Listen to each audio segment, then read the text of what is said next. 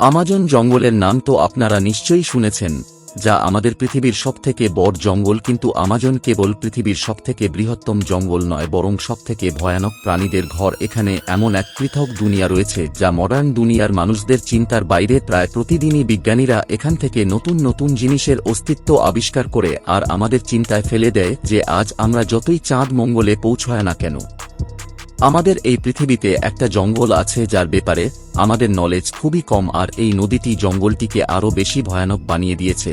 এই নদীটা দেখতে যতটা সুন্দর তার থেকেও বেশি ভয়ানক, কারণ এমন কিছু প্রাণীরা বাস করে যারা আপনার কল্পনার থেকে অনেক বেশি। এদের মধ্যে গ্রিন অ্যানাকন্ডার নাম সবার আগে সম্মানের সঙ্গে নেওয়া হয়। গ্রিন অ্যানাকন্ডা পৃথিবীর সবথেকে বড় সাইজের সাপ, যারা আমাজন রেইন ফরেস্টে বাস করে। 30 ফুট লম্বা আর 550 পাউন্ড ওজনের এই অ্যানাকোন্ডা যখন কোনো শিকারকে বাগিয়ে ধরে, যে কোনো বড় সাইজের প্রাণীকে মাত্র 1 মিনিটের মধ্যেই পুরোটা গিলে নেই। শিকারকে এতটাই জোরে পিষে ধরে যে সেখানের ব্লাড সার্কুলেশন বন্ধ হয়ে যায় আর প্রাণীটি ধীরে ধীরে মারা যায়। এরপর তারা মৃত প্রাণীটিকে গোটাটাই গিলে নেই। এছাড়াও এরা প্রায় 1 মিনিট পর্যন্ত শ্বাস হোল্ড করে। এরা সহজে জলের নিচে নেভিগেট করতে পারে। এদের সাইড শক্তি, দ্রুততা আর চতুর শিকারী হওয়ার কারণেই আমাজন জঙ্গলের টপ শিকার হিসাবে এরা খ্যাতি অর্জন করে নিয়েছে। এছাড়াও জাপিপারা থেকে শুরু করে কুমির, এমনকি জাগুয়ারের মতো বড় প্রাণী রয়েছে।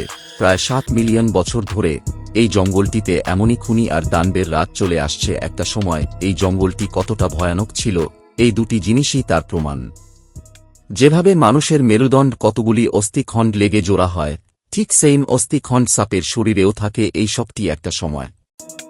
আজ থেকে প্রায় কয়েক মিলিয়ন বছর আগে আমাজন জঙ্গলের টাইটানাব নামে একটি সাপ কলম্বিয়া অঞ্চলে বাস করত। বিজ্ঞানীদের মতে এই সাপটির 43 ফুট লম্বা আর 1 টন ওজনের সমান ভারী ছিল।